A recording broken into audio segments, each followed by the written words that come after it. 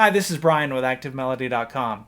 For this week's guitar lesson, we're going to be playing over an old school gospel style blues. It's so much fun to play over, and a lot of this lesson focuses on phrasing, so it's knowing when to play and when not to play. Those things are very important, and they're often overlooked, so we're going to be concentrating on some of that. I've got the lesson split across two videos, so in this video we'll take a look at the first half. If you'd like to watch the second half, download the tablature and access the MP3 jam tracks, which I have in multiple tempos.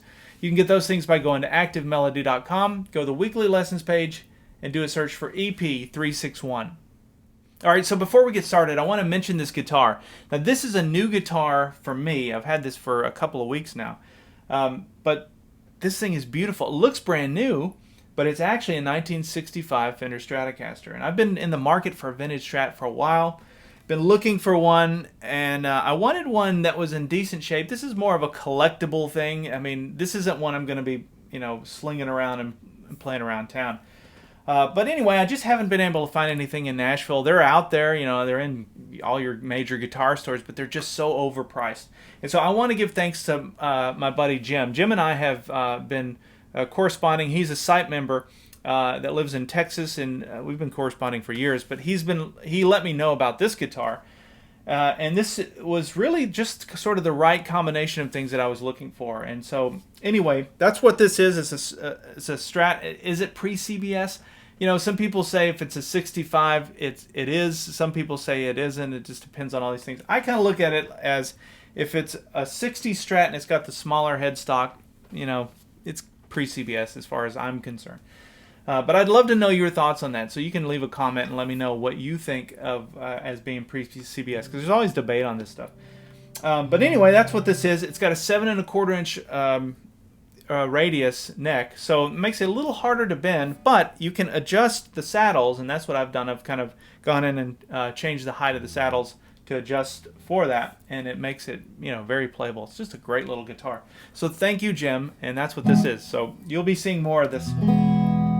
Alright, so let's talk about this lesson. So this is a gospel blues. I'm calling it a gospel blues. Kind of old school Ray Charles sounding thing that's played in the key of A.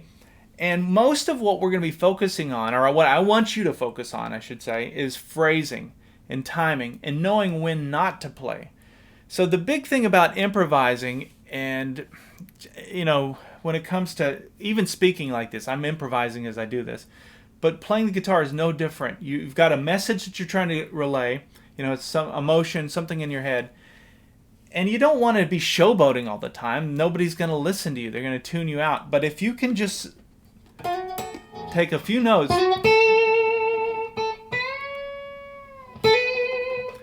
something very simple to play from a technical standpoint, but it's much more emotional. It'll grab somebody. So keep that in mind. It's knowing not just what to play, but when not to play. So there'll be a lot of open space in this, and that should give you some relief to know that, okay, so I don't, you don't always have to be doing something. Sometimes it's okay to just take a breath. Okay, let's talk through the chords. I'll go through these real quick. We have the 1 chord, which is an A. Then there's the A7, which is the bridge to get us to the 4 chord, which is a D. Then we have the D sharp diminished 7. Or the E flat diminished 7. We go back to the A. We go to the relative minor, which is the F sharp minor. B7, and then E. So it sounds like a lot of chords, and that's why I'm calling it a gospel blues. It's not just your straight up 1 4 5, but they're so much fun to play over. Okay, so the first thing we're going to do is we're going to start off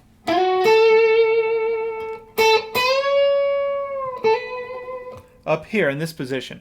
Now, what I'm thinking about, first of all, this is pattern 4 of the major pentatonic scale for A. So you can think, so that'll clue you in as to where we are.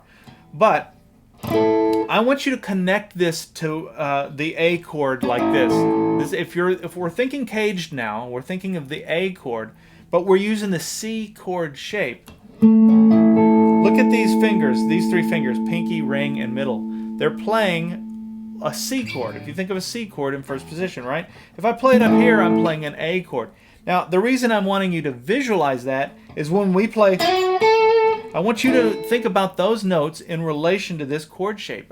Light bulb, right? So now you can connect all these licks all these major pentatonic scale licks to this chord shape.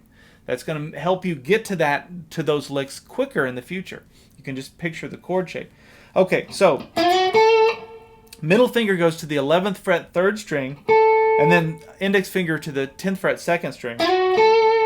And this is a little triangle here between 12th fret, 10th fret on the 2nd string, and 11th fret 3rd string. You can visualize a little triangle between those, and I use this triangle all the time.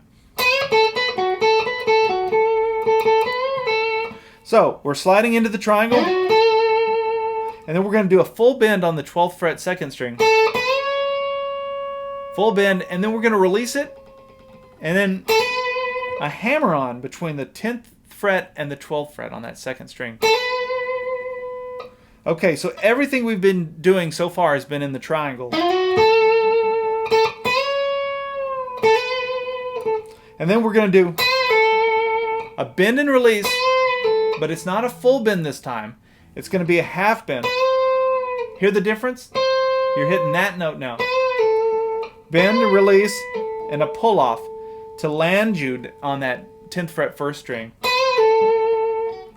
So everything we play is in that little triangle. Now let me call out the chords that we're playing over. There's your 1 chord, your A. Here's your A7. And then when I did that, it goes to the D chord. Let me play along. I'll do a slow version of me playing it along with the jam track so that you can hear that in context.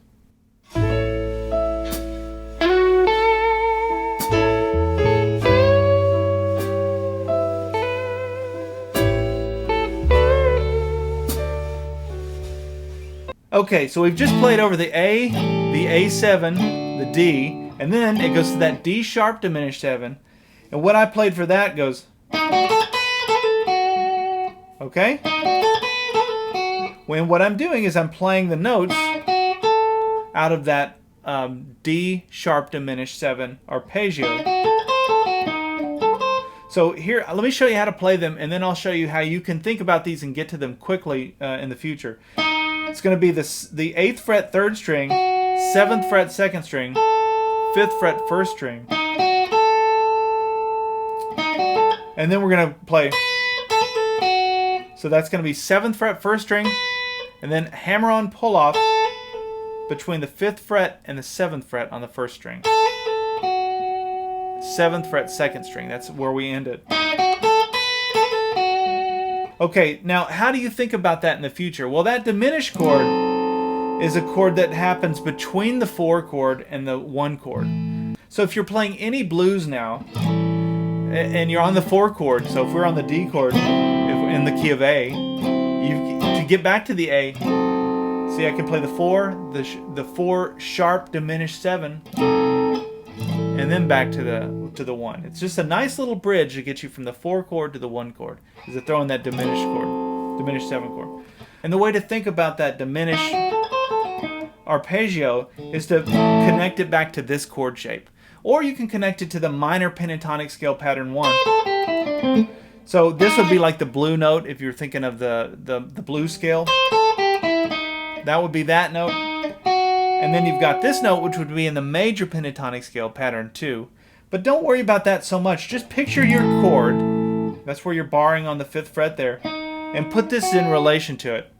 These 2 notes. The rest of these 2 are just minor pentatonic scale pattern 1. But that'll help you find it easier going forward. So if I were to quiz you and say, all right, if we're playing a G and the 4 chord is a C, what would be that C sharp diminished 7 to get us back to the 1? You'd play, right? And then to the 1. All right, so after I played, then we go back to the 1 chord and I played. Look at that. Very simple. These 2 notes are just, I was just thinking of the major bar chord there, that A bar chord. So that would be 2 notes in that bar chord. Sliding in to the 6th fret 3rd string and then the 5th fret 2nd string. Actually, to get before that, I did a hammer on between the 5th fret and the 7th fret on the 2nd string. All right, let me back up now and play along with a slow version of the jam track. We'll play up to that point so we can put all this in context.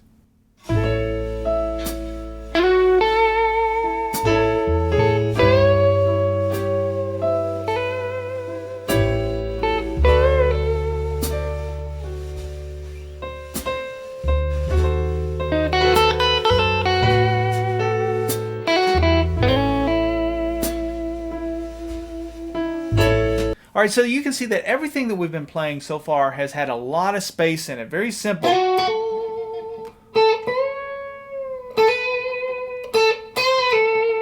Right? And then there's just a rest. Now after that, there's another rest, and we wait for the chord to go into that F sharp minor, which is that relative minor. And what I played for that was this very bluesy lick. So we went out of the major pentatonic scale into the blues. And what I did for that was, in this one instance here, I switched the scale to play the the F sharp minor pentatonic scale, pattern 1. So I knew that's the chord we're playing over. And what I'm playing is, it's starting with that kind of Chuck Berry lick. So I've got my strings 1 and 2 barred on the 2nd fret. And then I've got my ring finger on the 4th fret 3rd string. I do a full bend and then play 2, 1. And then that's a bend and release and then a hammer on. It's actually a bend and release pull off hammer on. But it sounds harder than it is. All I'm doing is I'm keeping that ring finger on that 4th fret 3rd string, doing a bend, release, pull off. So my index finger's on the 2nd fret 3rd string, and then I go down, do a hammer on the 4th fret 4th string, and then go back to the 2nd fret 3rd string, back to the 4th fret 4th string. So that's the way that I played the rest of that lick. Now that's a cool takeaway lick, even if you don't learn anything else. If you've got that to play over to minor, sounds really cool, very powerful. So you can remember, here's another sidebar, is anytime you're playing a minor chord using this shape. So let's say we're playing an A minor. Now that's using the E minor shape, right? These two fingers are playing the E minor shape. But anytime you're playing that, you can go right into the minor pentatonic scale of that chord shape, and that's going to work every time. It's just it's gonna sound right, and it's going to complement that chord. Okay, so this is where the song goes to the B7, and so when we landed on the 4th fret 4th string, I walked down 4, 3, 2, 1, all on the 4th string. Why did I go to this note? Because that note is in the B7 chord. I could hear it. I didn't have to even think about chords. I just knew this walk down to get us into that next chord. So after I hit that, I came with my ring finger to the 2nd fret 1st string. And again, those are just 2 notes in the B7 chord if we played it like that. And then we're going to walk it down to the E chord. So after we play the B7, I'm going to do a double stop by sliding up with my my middle finger to the 4th fret 3rd string. Ring finger is on the 4th fret 1st string, rather. So we're going to slide into that, and then we're going to walk that down to the E chord. And what I'm doing for that, it's just an E, but I'm hammering on my index finger. So just play an E chord, hammer on your index finger, play the 1 string. Now what is all that? Well, that's just your typical blues turnaround. So if we were thinking about an E chord here, and then an E chord here using the D chord shape, look at strings 3 and 1. Right? That should look familiar. Right? So now you can connect. What I'm doing here is I'm walking from this chord shape to this chord shape. Right? Hopefully that makes sense.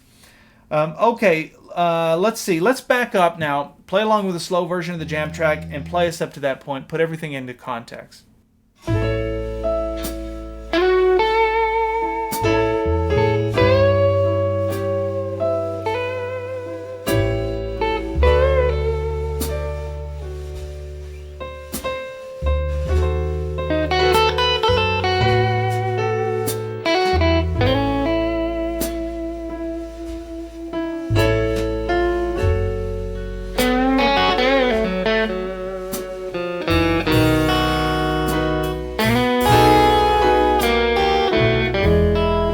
right, so after that, then I'm going to hit that same note, that same E note, but this time I'm going to play it on the second string. So I'm going to slide from the 3rd fret to the 5th fret on the second string. So, and by the way, you could do this anywhere. So don't just memorize that for an E, do it for a G. And there's the slide up to that second note. So everything we're doing here, you can use this in any key. That's the beauty of this. Okay. Then after that, I slid all the way up to the 12th fret second string. Now I did all of that on the second string. And I was just really following my ear for that. I wasn't necessarily thinking of scales or picturing them when I was doing it. I was, in fact, if you watch the intro, I think I wasn't even looking because I was just feeling it. I don't have to look at it. Once you get comfortable enough with the neck, you can feel about how far you want your hand to go to be able to play something. It's a really cool thing that happens when you get to that point, because you can start really expressing yourself. So that's sliding into the 5th fret second string, 7th fret, 10th fret, 12th fret, and then once we get to the 12th fret, we're going to do a series of bends on the 12th fret, full bends, and then playing the 12th fret 1st string after that. So it's, I think I did 4 of those.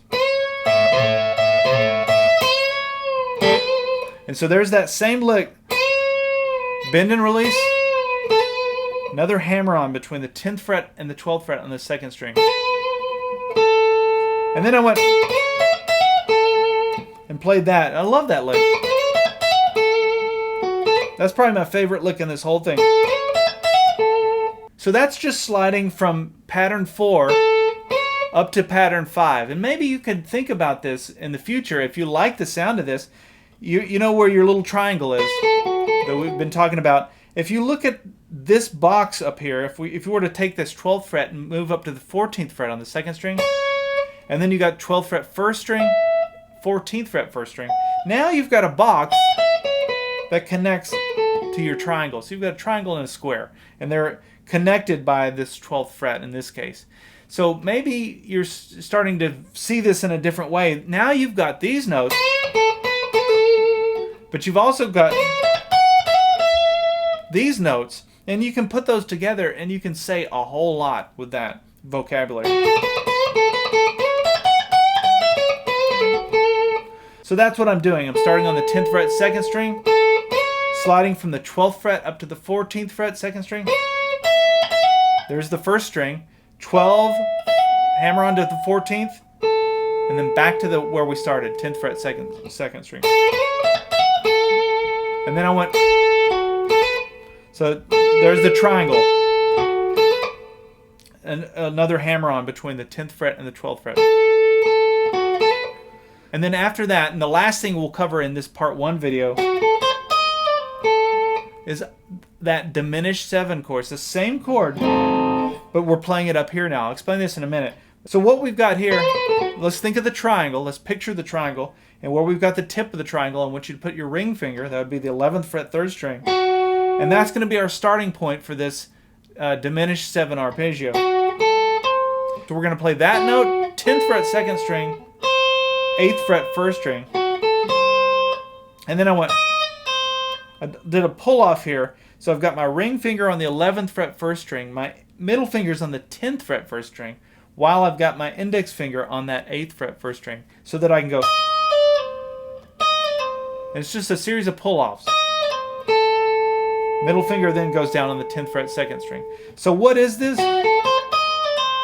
This should look familiar to you, this shape here. If you look at these, because if I slide that down 1, 2, 3 frets, look at this. And we used that when we played over that first diminished 7 chord. So look at the shape of my fingers right here. If I take that shape and I go 1, 2, 3 frets, and I go up 3 again, 1, 2, 3, Go up again, 1, 2, 3.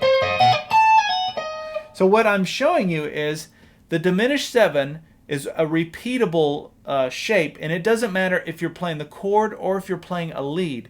So if I'm playing that diminished 7 chord like this, I can do that 1, 2, 3 frets, 1, 2, 3 frets, and it's infinite this way, infinite that way. Same with your leads. So when you learn that first lick, you could take that down 3 frets if you want. So I want you to think about that. And you have these different points for playing these diminished arpeggios or diminished, scale, however you want to think about it. This one, I connect to the triangle to that point. It makes it very easy to find it. All right, so I think that's a good stopping point for this part 1 video.